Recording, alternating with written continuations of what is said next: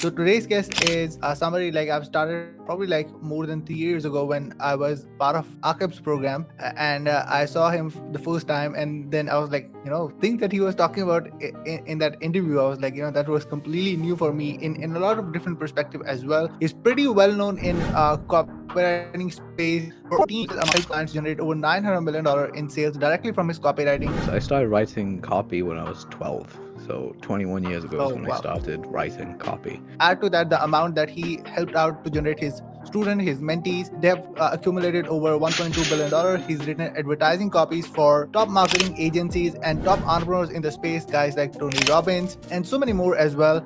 And he helped all of those people out there, adding millions of dollars in their bottom line as well. We're going to talk about copywriting, we're going to talk about marketing in general, and so much more. So please welcome Adil Amarsi. Hey Adil. Assalamu alaikum. Hey everybody, how you guys doing? Great. How about you? Thank you so much for being on the show today. Thank you so much for having me. I'm doing really good, thank you. Awesome. So I really want to know about a brief backstory, like how things started for you, because it seems like it's been more than 15 years since you've been in the space. So like, what was the journey for you when you started out? So the journey's a lot longer than people realize. I started writing copy when I was 12. So 21 years ago is Oh when I wow. started writing copy. I went pro at 18. And the reason I say that is because I had a completely different goal set from when I was 12. I wanted to do something else. And I was unconsciously writing advertising. I'll explain that in a minute. And then basically when I turned 18, I went pro, and the last 15 years have been absolutely incredible. There's been some ups, so there's been lots of ups. There's been some incredibly bad downs, but everything is as a friend of mine very, very kindly put it, he said, listen, your 20s, you made more mistakes than everyone else. In your 30s, you're learning from your mistakes, and I guarantee you by the time you hit your 40s, you'll know what you're doing. And the reason I say that is because so far too often we see people that get in the space, they take off real quick, and what they don't understand is their foundation is there, which is great, but they're gonna Hmm. leave the space. They're gonna walk away. They're gonna do something else. It's a long term game for me. So that's basically the way I've always looked at it. So my actual story begins when I was 5. So when I was 5 years old, just I'll give you guys the very brief version of it. So I was Yeah. 5 years old. My dad was paralyzed from the waist down for 2 years. He happened to watch a few TV shows correctly, and one of them was, of course, the Home Shopping Channel for 2 hours a day, 6 days a week for 2 years. And my unconscious brain started to absorb these sales techniques. By the time I was 11, 12 years old, my parents were told by my teacher, hey, listen, he's really smart, but he has problems with speed of writing, but his comprehension is there. So we need to get him to write faster. So I started to write faster. My handwriting looks like crap nowadays, which is really funny. Um, but it got me into the idea of creativity because my original creative form was drawing. I love drawing. Like artwork was my favorite thing because my big sister was a really good artist. So I really wanted to follow in her footsteps because it was something I was really inspired by. Still to this day, I wouldn't say I'm a good artist. I'm like a half decent trying artist. Like I'm really good at amateur stuff, which is fun. But fun story about this, I've actually sold some art pieces from my amateur stuff, so it's really funny. Technically a professional artist, but I don't really class it because I got paid for my artwork. But anyway, um, what this all makes sense by the way because it starts off with like creativity of artwork, then it goes Yes. in school I was told by my teachers that like to draw it in a certain way and I didn't like it, so I dropped art and took up poetry instead. So I really loved poetry, and then I got into cooking and a few other things, and these are just things that has actually stayed with me forever. And of course the mid 2000s, the early 2000s was hip hop was taking over the scene, so I've always been a hip hop fan since I was like 4 or 5 years old. So the music, the lyricism, the play on words, the way everything kind of worked, it was just my vibe. It was my music. It's the stuff I grew up with. And I'm talking about Kanye West's first album, The College Dropout, like his gold and stuff, Eminem, Immortal Technique. You got all these incredible rappers, MF Doom. I can go on about hip hop all day. But anyway, so you got all these like crazy things happening, and that got me into writing lyrics and writing and rap battling and learning to think on my feet and how to be funny. And I had a really good sense of humor about things. So Yeah. um, at the time, I took up martial arts as well. So I started training in martial arts. So my body became very disciplined, my mind became very disciplined, and then I had a 2 hour commute. So I started to write every day. Fast forward to the time I'm 18, I'm doing network marketing. I end up striking out on my own. I end up figuring out who John Carlton is through Frank Kern, which is really funny. I end up going to a seminar. I get asked 2, 3 seminars later, when I'm working with the same people, I go, they're like, "What are you good at?" And like, I'm really bad at driving traffic. They're like, "But what are you good at?" It's like, I had 10 people read a blog post and 7 of them give me money. They're like, "That's a 70% conversion rate.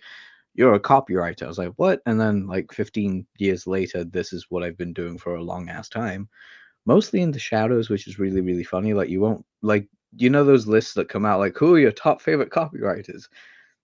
It Yeah. always makes me laugh whenever my name is not mentioned on that list. Mainly because, again, at the same time, it's kind of like, oh, that's really funny. But then I see my students' names being mentioned on that list. Like, he's my favorite copywriter. I'm like, I taught him everything he knows. Or I taught them something they know that they didn't know before. So it's just really funny to me, in that same right. But again, like I said, I'm 33. I'm still very young in the industry, like life wise. But yeah, been doing this for a long, long, long time. So I've written 422 markets now, I think.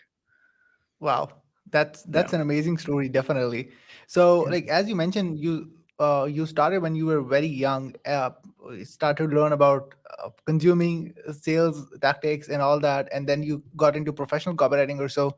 Do you think in the last decade or more, the way that you sell through copywriting have actually changed, or the Yes. way that you articulate the message through copywriting? If yes, like can you let us know a Yeah. little bit about it, like how the transition happened? Okay, so I've always been. It's a gift, alhamdulillah. It's a gift I've had. Like I've actually, started trying to practice. That doesn't mean like I took advantage of my gift and that was it. Like I wrote 1,000 sales letters in a single year at one point. That should give you an idea. That's like three Yeah, three sales letters a day for a full a year. lot. That's how you get like freaking got carpal tunnel. Like everything happened. It's funny enough. I'm actually sat in the room that I did that in, so it's kind of crazy right now. Um, but here's what I'm getting at. What changed was social media. So, like for me, the way I look at it, I look at copywriting today is that they're like movie scripts. There's a horror story script. There's a comedic show script. There's an action movie, a feel good, a romantic comedy. There's like different types of scripts for everything. What I went through was I figured out based on human conversation how we interact because Gary Halbert had said like the best salespeople, the best copywriters are the best salespeople you can find. So I took up door-to-door selling when I was 18, 19, did every form of selling until I was 21, 22. Um, really honed in my craft. And what was really interesting back in the day until I was about 25, the big thing was being a guru and positioning yourself and like being in this kind of marketplace. Now, from about 2009 onwards, so this is like first year of my career. From that time onwards, Yeah, Facebook was growing. Facebook really hit its prime, in my opinion, 2013. Like 2013 onwards, Facebook was like hitting prime levels of advertising. People were selling courses. It was an insane time. Um, and at this point, I was only about 4 or 5 years into my career. Um, and the way I wrote was very direct response. It wasn't until my 8th year, I think 2016, that I started looking at what I did differently. And what I did differently was I was telling stories. So when I had success, all my copy was story driven. So that brought me into the idea of story selling, and then along with Kylie Slavic, Ryan Schwartz, two of my very good friends who I love dearly. Shout out to both of them. Kylie and Ryan and I simultaneously were coming up with story selling, and then Kevin Rogers started mentioning it, and then Russell Brunson, and then everyone else kind of started talking about this idea of story selling, and it boomed. It blossomed massively. Like there was a huge amount of people.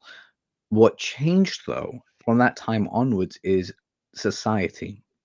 If you look at mm, a sales letter from 2006, even going online, you could get away with a headline such as "Make $2,000 a month blogging."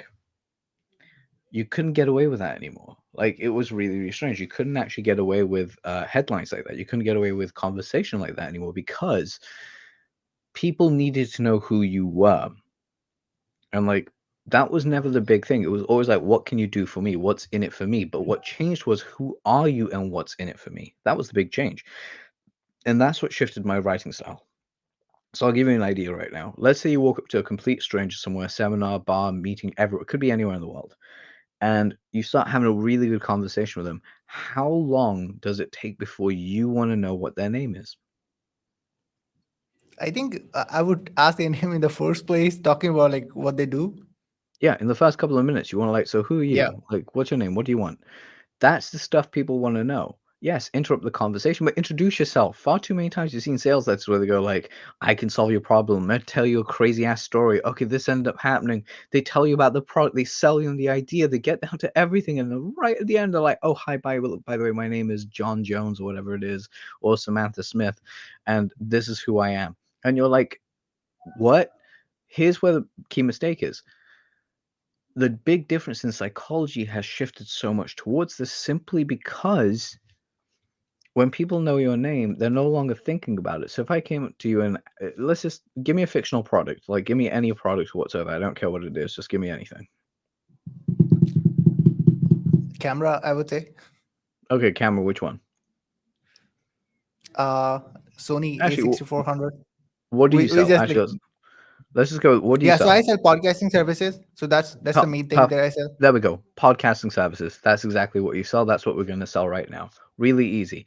In the old school ways, it would be something along the lines of um, uncover the amazing secret to building a massive radio-like audience online using just using your smartphone in your pocket, a $100 microphone, and a little bit of know-how, and you'll get your message out there to millions.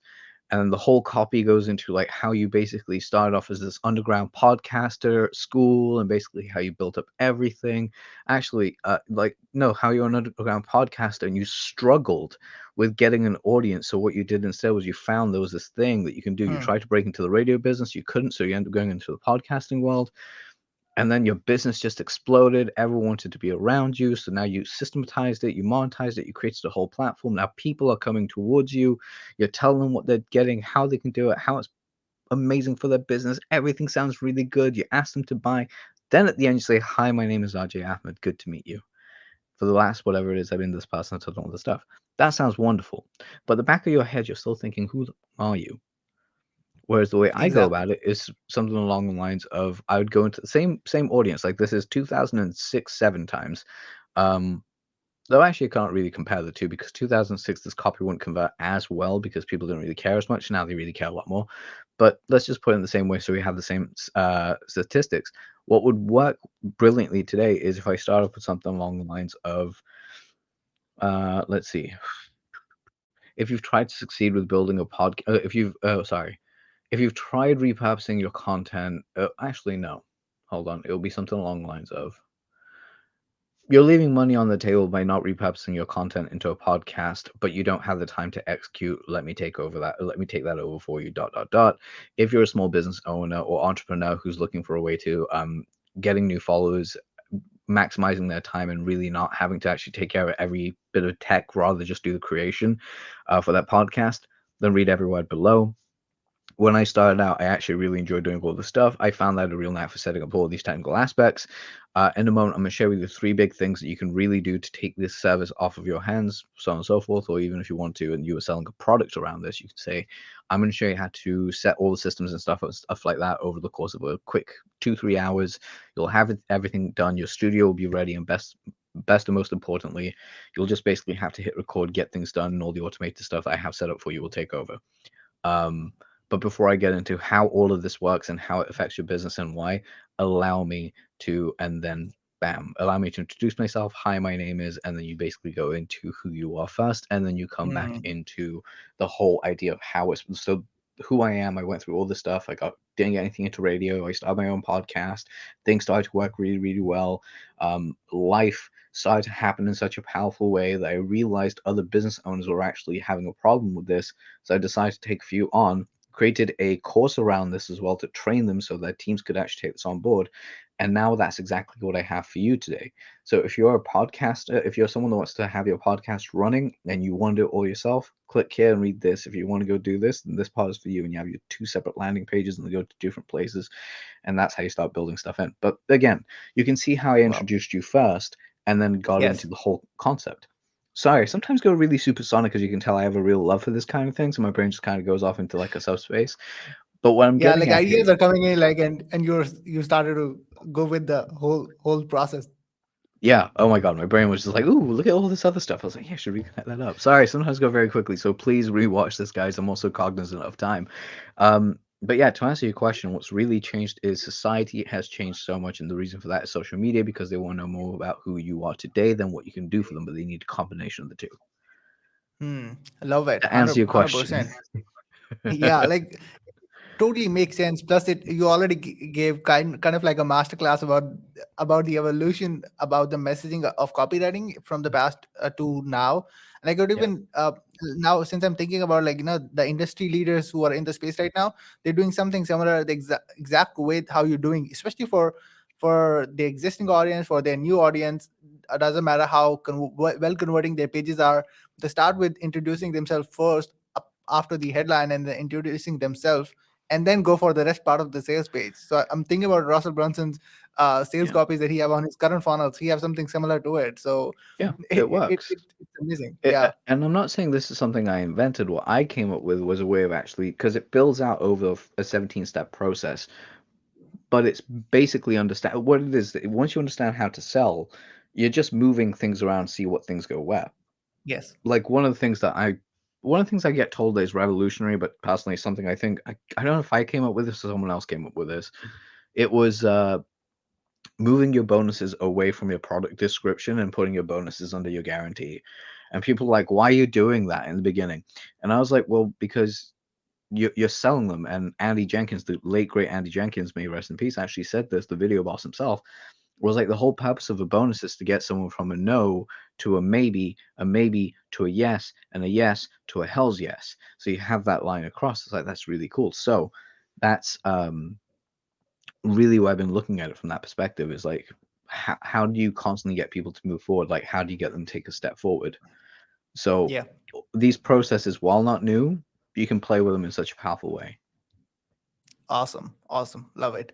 Speaking of that, since we were already discussing about that you were in the space in the past, for the past 15 years, over 20 years while you're learning sales, or as when you were super young and all that, within those years that you were in the space, you were coming back and forth, but you were still there. A lot of Yeah. people who what I think about, they have this problem. They get there, they made a little bit of money, they go away, and they never come back. But you were there because you wanted to stay in the space and grow and all that. So, like, how somebody, uh, if they want to survive, especially, and they want to stay relevant for the future, obviously you do have some sort of plans for that as well. So, like, what do you think about, like, what's your advice or suggestion gonna be for people who want to stay relevant for long term and stay in the business for a decade or more, stuff like that? Oh, fall in love with the process. Because that's the thing that people are forgetting. Like copywriting, if it wasn't for copywriting, which is basically applied psychology for me, it's a field that lets you learn new things. You get to pick up so many cool new skills, habits, ideas. You get to see people's sides. You get to travel. You have a master skill. You can work on it. It allows you to be adventurous and play with new ideas. It's a very fulfilling career. And the way that I'd say is stay curious. That's really the big thing. Like myself personally, also give yourself breaks. I'm going through a process right now where I'm actually only consulting and mentoring. That's the only thing I do at the moment. Um, I'll eventually possibly come back to taking on a new client in the next year or two because I really don't like to stay retired. I like to stay busy. Um, but the reality is, the way I keep my finger on the pulse, because a lot of people go like, "How can you be a mentor if you're not writing copy?" Well, quite simply, I review a lot of copy every day. Like I'm talking Yes. like 40 to 50 pages of copy in three or four different niches every single day, 5 days a week, and Oh, I get wow. the results back from all my students because the way that we mentor people is I go through everything line by line. So I have to change copy, I have to explain why it works, I have to put it out the door for my students. They go ahead and kick ass with it. They give these incredible results, and that's how I keep my finger on the pulse of knowing what's going on. On top of that, I have my own offers, and I have my own stuff that I do. So if I have an idea, I'll get a copywriter like Arfa.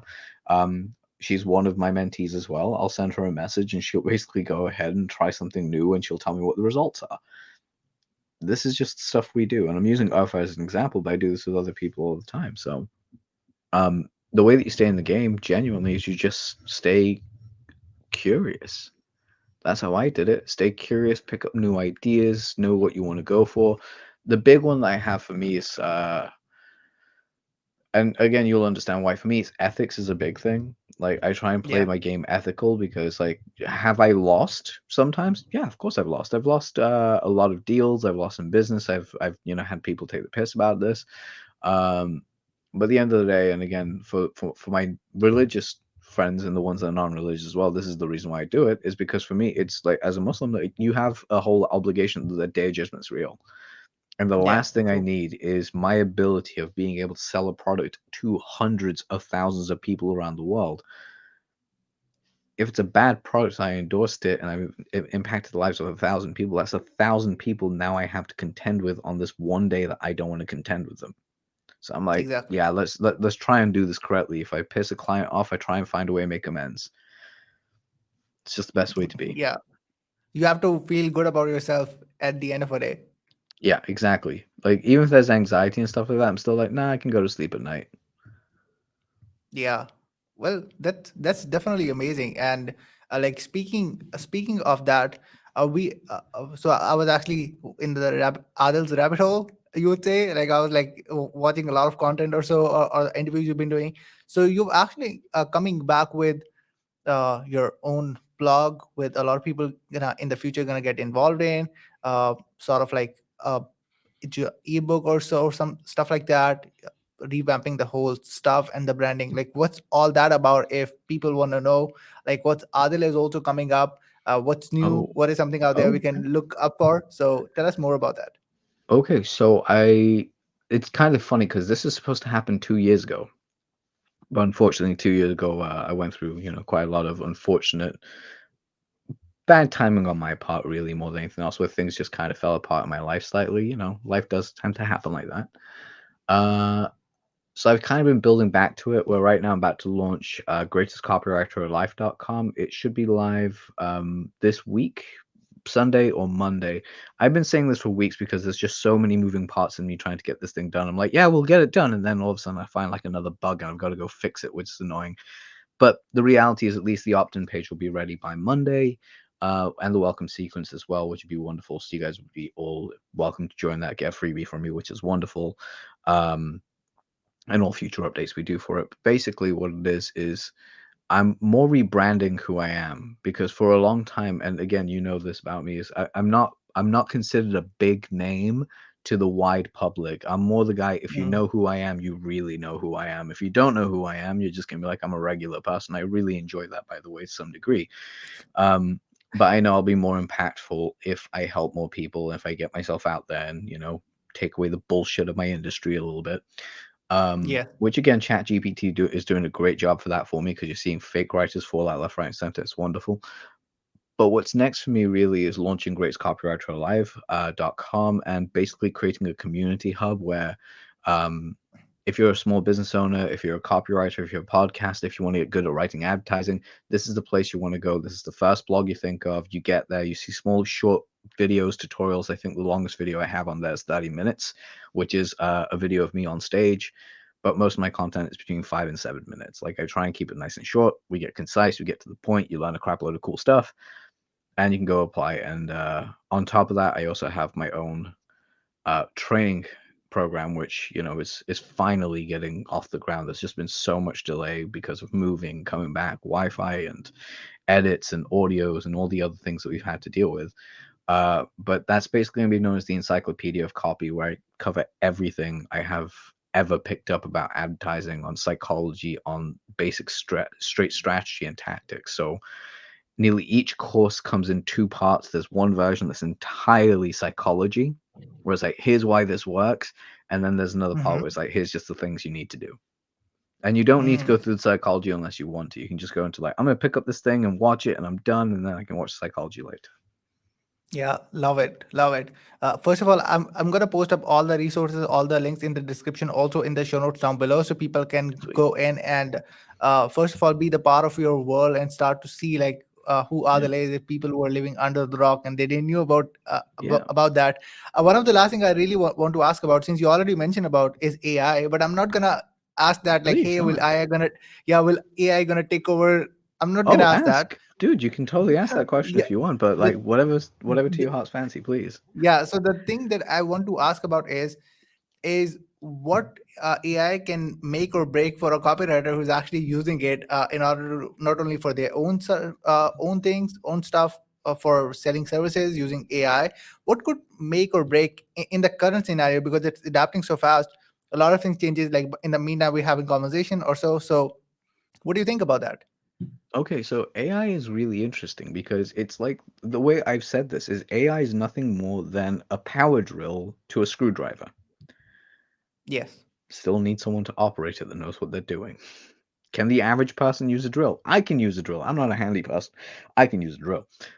But am I as good as a handy person who knows how to do a whole house, how to build everything from scratch? Do they know the architecture, the ins, the outs? No. ChatGPT and other AI are a quick fix. Okay, in the right hands of a master, that you can be it can be a maestro. They could play it like a what's it called, a virtuoso. They just know how to write it. They know what to do. They know how to get there. They know how to hit the highest levels. Like, for instance, I have something I'm using ChatGPT for that has nothing to do with business. It's going to automate a lot of my time and actually free me up for a lot of things I want to do, which is kind of incredible. But, and here's where we're getting at. If you're freaking out about AI's possibility and capability now, just get good at like doing market research on AI. Like get AI to give you a document file of exactly what your market's researching, then use it to actually come up with ideas of how to connect with them. Come up with a basic first draft, and then you go back and into it and was it improve it. That's really what you're doing with AI. It's not that difficult to do. You can really use it to your advantage. Hmm. Yeah. So it can possibly saves you a lot of time instead of you just copy pasting the exact same script and start using in the processes for your clients or so. Because I saw some post where people were actually doing something like that. They're even they're even sending condolences messages, putting that out from ChatGPT and sending it to other people out there. I saw some of these articles where they were like, okay, you guys are using it for everything. So that was completely funny. So that makes a lot of sense. Yeah, exactly. You gotta just basically go with it. And I think that's something that most people don't really think about is it's a tool. It's wonderful. It's really good for you. Yeah, love it. So yeah, like that Yeah. that was definitely amazing. Well, Adil, I'm not gonna take a lot of time, but again, thank you so much for being on the show today out there. As I mentioned, I'm gonna post all of the resources and Yeah. also Adil's social media profile so that you can follow him on socials if you haven't. So Yeah. Adil, uh, I was any gonna say last thing real that you quick. want to say before we round the show up? Well, I was gonna add about the social thing. Guys, if you want to reach out to me, Instagram is your best friend because I'm trying to get that influencer status. I'm kidding. No, I'm basically just I've maxed out my friend list on Facebook, and Instagram is the best place to actually really connect with me because I do respond to all my messages and I like saying hello to people. It's always nice. Just let me know where you're from and what you do and talk to me because it freaks me out when people follow me and don't say hello. Just a hello is always wonderful because you never know, right? You never know who you're going to meet, what's going to happen, how it's going to go down. I'm very Yeah. friendly about that. And one last thing I will say, please go ahead and write a review, subscribe to the show. I think what you're doing, RJ, is absolutely incredible. And most finally than that as well, I actually have a question for you, and that would be, what is a book that you would recommend? Recently I read 100 Million Offers by Alex Hormozy. It Nice, was amazing. great, amazing. I actually have that book on my shelf right now. Awesome. Yeah, it's a pretty good book. Cool, cool stuff. Awesome. Well, yeah, guys, thank you so much for watching, and we're definitely gonna see you guys in the next episode. Until then, peace out. Take care.